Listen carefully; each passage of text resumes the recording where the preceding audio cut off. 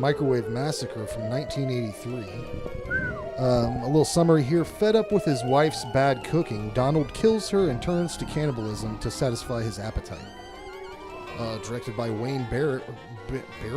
No other credits of note as far as I'm concerned. I looked at his IMDb and I just don't give a shit about anything that's happening. There might be a reason he never did anything again. A very valid reason. And also the writers, Thomas Singer and Craig Muckler. No other credits you need to worry about as far as I'm concerned. Though there is a credit highlight here. The guy that plays Donald, Jackie Vernon, is the fucking voice of Frosty the Snowman, ladies and gentlemen. And it's gonna fucking blow your mind when you hear him have sex later on in the film. How the mighty have fallen. It was his final film. Funny side note, Rodney Dangerfield was considered for the role, but he wanted too much money. I would have loved to have seen that. Yeah, he would have fit. That would have been good. So what this would have? Yeah, I could what's his name, Jackie Vernon. Like I can see Dangerfield in him, but he's just very monotone. But he was a comedian that was on like Ed Sullivan and shit like that back in the day. But certainly no Dangerfield.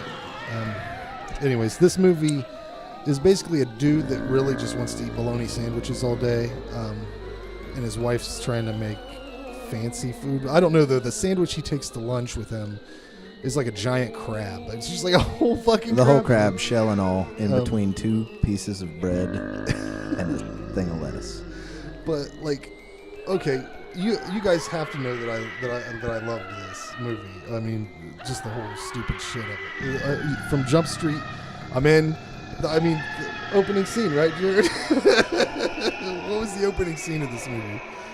It was just a chick walking down the street, wasn't it? And then what happened? Because I don't know if she sticks her boobs through the fence. Yeah, but was that her doing that on purpose, or was there a guy? Because there was like a creepy guy that like grabbed her ass. Well, I mean, she pulls her shirt up and sticks her boobs through a boob-shaped cut in the fence. I imagine it was an intention. A real glory hole.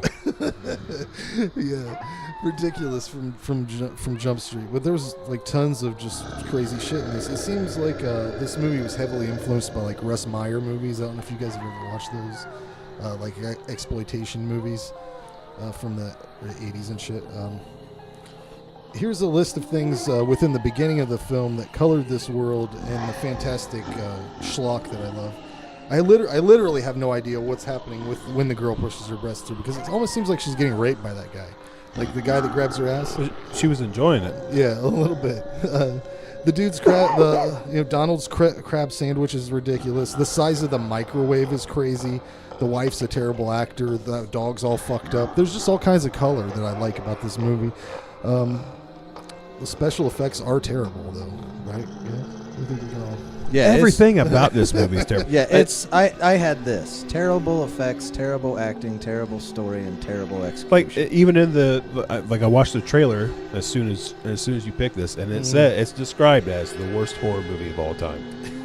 I don't think it's worse than The Oregonian or whatever. That's my low mark. Yeah. But that had a good soundtrack. So I'm gonna put it above this one. But yeah, it didn't blow me away at all. But I have seen this before. I think the main reason I like it is the nostalgia I have for it, because I think I remember watching this at a time where seeing like tits in a movie was like fucking whoa, hey, look at that shit. Lots of TNA, and there's tons of that, and then just like the schlockiness of it. I don't know. It's just my style of shitty movie. As far as people are concerned, this movie's probably dog food. I really, really fucking liked it a lot. But I'm a kind of guy that likes dog food, so I gave it a 7 out of 10. Do you have any well, yeah, a couple of things I wanted to add at the beginning, but you never gave me a chance to. Sorry. I just this was finished in 78, but wasn't released until 83. Yeah. I can see that. And actually, Arrow Video just put this out on Blu-ray in 2016, and I cannot believe that. Just like I said in one of the last episodes about, what was it? I think it was House on Willow Street. Was that was released by Scream Factory, and that was the only movie that I have seen released by Scream Factory that I didn't like. And Arrow was right there in that same way. And then I seen they released this. I was like, oh my god. But the Jackie Vernon's character, what's his name, Donald. Like some of the things he said was funny, but God, like he had no expression, no life to him at all. But I did laugh a couple times. It's boring, it's slow. Unless I missed something, there's no on-screen deaths. It's like I said, it's described as the worst horror movie of all time, and I think that's accurate. It's just a bad movie, and I gave this a 1.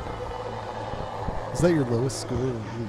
The Oregonian was a 1, but I'm putting that above this one because of the soundtrack. So this is the new low.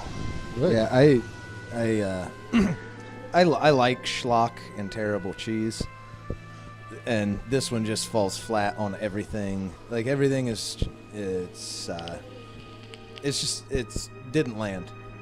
There are a few funny parts in it, a couple things he says, a couple things that happen. Like some of the effects are so bad that it's funny, but not well. It looks more like it's just all the effects are mannequin legs and hands with. What? And then, did we even mention that that's what the movie's about? Is he ends up cooking people in the microwave? Yeah, takes them to work, hands them out to people. People are raving about it. Like that's what ends up happening. It took like 25-30 minutes before he kills his wife for the first time. Yeah, and the quality of it's above a normal trauma movie. Like quality-wise, how well it was put together, the film quality, the lighting, the everything. It's a little above a trauma, but none of the jokes are funny like trauma. The effects are just bad in a dumb way.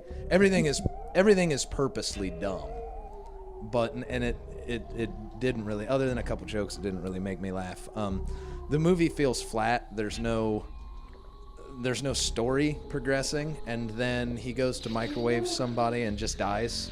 Like it felt like they might be building up to something, but then he just dies, and they open the microwave the next day, and there's a little tag that says "May mess with your pacemaker." They also find his wife's sister in the closet, and they're like, "Hey, come over here, check this out." I think the thing I laughed at most, the only part of the movie I really liked, was when they get to the very end. He's kept his wife's head in the refrigerator the whole time. They get to the very end, and the door is open, and then her eyes glow bright orange for no reason.